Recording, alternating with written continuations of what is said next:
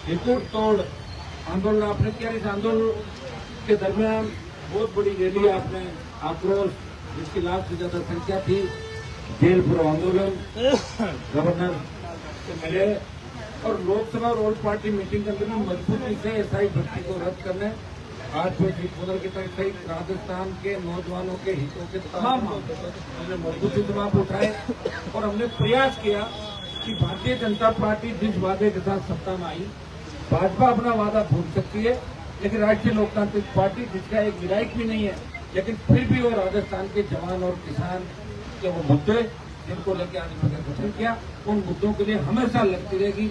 वो सत्ता के अंदर आने की लड़ाई नहीं लड़ रही है, वो राजस्थान को बदलने की लड़ाई लड़ रही है, व्यवस्था परिवर्तन की लड़ाई लड़ रही है।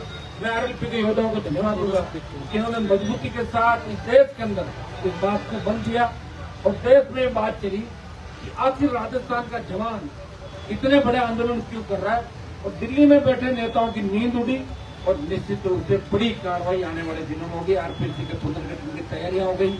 आप देख रहे हैं कि आरपीसी का नया चेयरमैन चला गया, मेंबर बढ़ गए और अब राजनीतिक नियुक्तियां भी आरपीएससी के अंदर नहीं होगी। शीघ्र जो पुराने लोग बैठे हैं उनकी रवानगी भी होगी और आरपीएससी एक नए रूप के अंदर यूपीएससी की तरफ से राजस्थान के अंदर चलेगी। इसमें सबसे बड़ी अगर जीत होगी तो राष्ट्रीय लोकतांत्रिक पार्टी की और मेरे छोटे भाइयों की जीत होगी। एसआई भर्ती रद्द करने का मामला हाईकोर्ट के अंदर विचाराधीन है। अगर कोर्ट ने फैसला हमारे पक्ष में दिया उस समय दूसरी बात होगी, और खिलाफ दिया तो दिल्ली कूच हम करेंगे, उसकी तारीख ऐलान भी कर देंगे। 1 लाख से ज्यादा राजस्थान का नौजवान दिल्ली की ओर चलेगा, उसमें अग्निवीर भी शामिल होगा, अन्य मुद्दे भी हमारे शामिल होंगे और नौजवानों के जितने भी मामले प्रदेश के उन सबको लेकर हम आगे चल रहे हैं। आपने देखा होगा भाइयों, प्रदेश के किसान को आवश्यकता पड़ी, सेना के सम्मान को जब ठेस लगी, अग्निवीर आया उसके खिलाफ, और जब पहलवान बेटे न्याय के लिए बैठी थी तो राजस्थान के आपके भाई ने सांसद ने हमेशा राजस्थान के सम्मान को बढ़ाने का प्रयास किया। इसलिए देश में बात चली कि किसान आंदोलन का नेतृत्व पंजाब के किसानों ने किया और जवानों के आंदोलन का नेतृत्व राजस्थान का जवान इस देश के अंदर करेगा और दिल्ली में जवानों को जीत दिलाएगा। मुझे पूरा भरोसा है कि आने वाला समय आपका, थोड़ी आप हिम्मत रखें। कांग्रेस बीजेपी एक सिक्के के दो पहलू हैं, एक बार बीजेपी एक बार कांग्रेस, कभी जातिवाद कभी धर्म, लोग वोट डाल देते हैं। एक को हराने के लिए लोग वोट देते हैं, जिताने के लिए नहीं देते। लोग देते हैं कि इसको हराना, लेकिन जीत कौन रहा वो देखो, वही जीत रहा जो लगातार शासन कर रहा है। इसलिए आपको इस बार अब की बार आपको सोचना है कि हमें राजस्थान के अंदर भी तीसरी ताकत को मजबूत करना। जिस तरह हरियाणा, यूपी, बिहार, आपके दूसरे जितने पंजाब में जितने स्टेट हैं, जहाँ 4-4, 5-5 पार्टियां सत्ता के अंदर आई है लंबे समय से, ये दुर्भाग्य राजस्थान का है कि यहाँ 2 दलों के अलावा तीसरा दल नहीं बना। 66 साल में पहली बार अगर तीसरा दल बना तो राष्ट्रीय लोकतांत्रिक पार्टी आपके संघर्ष से बनी और वो भी मुद्दों पर आधारित थी। हमने ये कहा था कि आरएलपी का गठन हम किसान जवान के लिए करें। जब भी जवान किसान को आवश्यकता पड़ेगी हम सत्ता छोड़कर सड़क पर आ जाएंगे। जब देश के किसानों को आवश्यकता पड़ी तो मोदी की सत्ता को ठोकर मार के तीनों बिलों के खिलाफ राष्ट्रीय लोकतांत्रिक पार्टी सड़क पर आई।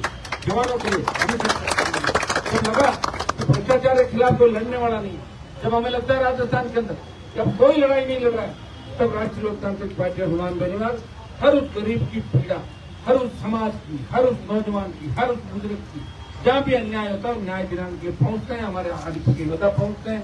मैं जाता हूँ सोशल मीडिया के माध्यम से, दूसरे माध्यम से, हमेशा हमारी उपस्थिति रहती। झालावाड़ के अंदर जो घटना हुई आपने देखा होगा, कांग्रेस का 8 MP है, कितने बड़े नेता कांग्रेस के यहाँ। कांग्रेस के नेताओं ने जाके झालावाड़ में जब स्कूल के अंदर हमारे 7 बच्चे शहीद हो गए, 30 बच्चे घायल हो गए, जो घटनाएं हुई, एक बयान देके तीसरी कर ली। कांग्रेस के बड़े नेता वहां नहीं पहुंचे। भाइयों, अगर इस लड़ाई को लोकसभा के अंदर मजबूती से बल दिया, और आपने देखा होगा कि मेरे 2 साथी भाई डूंगरपुर बांसवाड़ा के सांसद और यूपी के 2 सांसद है मेरे मित्र, हम तीनों लगातार 1 घंटे तक इन झालावाड़ के बच्चों की स्वागत को बाहर भी बैठे, सरकार ने ध्यान भी आकर्षित कराया और निश्चित रूप से उन बच्चों की आत्मा को शांति कैसे मिले, वो लोग जिनकी वजह से गलती सलाखों को पीछे जाए तो दोबारा ऐसी घटनाएं नहीं हो। ये काम राष्ट्रीय लोकतांत्रिक पार्टी करे। हमें पता है कि आरएलपी का कोई झालावाड़ उन इलाकों के अंदर बड़ा वर्चस्व नहीं है आरएलपी पार्टी, लेकिन फिर भी वो बच्चे हमारे हैं, वो एसटी के बच्चे हैं, ओबीसी के हमारे बच्चे हैं, जिससे उन बच्चों के लिए लड़ाई लड़ेगा। हर वक्त वोट के लिए नहीं लड़ता क्योंकि मेरा वोट मिले उधर में जाऊंगा। वोट के अलावा मानवता भी होती है और मानवता खत्म न करें, इंसानियत के साथ न करें। हमने सब समाज में आगे करेंगे। आज मंडी की बात को लेकर जिस तरह हमारे व्यापारी आए, मंडी टैक्स के नाम से जिस तरह यूजर टैक्स 0.5 जो लगाए यूजर टैक्स, इसका व्यापारी विरोध करें। लगातार राजस्थान में मंडियां बंद है, व्यापारियों पे टैक्स लगेगा तो व्यापारी किसान पे लगाएंगे। सरकार को कोई राष्ट्रीय लोकतांत्रिक पार्टी हनुमान बेनीवाल इन व्यापारियों की मांग का समर्थन करते हैं। मंडियां पहले से बंद हो, धीरे धीरे हर चीज को बंद कर रहे हो, हर चीज को प्राइवेट सेक्टर में डाल रहे हो। ये तो हमारे जैसे लोग नहीं होते, सभी चीज तो हम रेल को बंद करके प्राइवेट हाथों में दे चुके होते। ये हमारा ही संघर्ष है, जिनकी वजह से कुछ चीजें बची हुई है। इससे राजस्थान की सरकार को सोचना चाहिए। भजनलाल जी, आप तो सांगानेर गुज इलाके से जीते हो, आप पहली बार वहां गए, लोगों की आपको सोचना चाहिए कि आपके इलाके की मोहना मंडी बदरू सांगानेर अगर ये बंद है, चांदपोल जहां पूरी भारतीय जनता पार्टी दिल्ली जयपुर से, आप लोग क्या कर रहे हो? जिस पेड़ पे बैठे हो उसी डाली को काट रहे हो। एक कवर थी ना, वो से लिया करता था। ये क्या धंधा चालू किया आपने? ये अभी पंचायत के जो रिजल्ट आए हैं 2 दिन पहले, भारतीय जनता पार्टी को किस तरह मुंह की खानी पड़ी, समझ नहीं रहे हो क्या? 4 महीने बाद बुरी तरह हारोगे और 28 के अंदर आपका दिखेगा ही नहीं। बीजेपी का जो सबसे कमजोर प्रदर्शन था एक बार 21 सीट का, मुझे लग रहा है उससे नीचे आप चले जाओ। कांग्रेस का 21 है, बीजेपी का उससे नीचे आप चले जाओगे। भजनलाल जी के आसपास हमारा जब आंदोलन हुआ तो 70% गंदगी जो थी सीएम का, वो तो साफ होकर भाग गई, लेकिन 30% गंदगी अभी भी भरी हुई है। सीएम साहब इसको हटा लो, नहीं तो पता नहीं लगता कि कब मुख्यमंत्री गया। वो धनखड़ साहब किससे बात नहीं करते थे, नमस्ते नहीं देते थे लोगों की, वो चले गए और कारण भी नहीं बता रहे कि मैं क्यों हटा।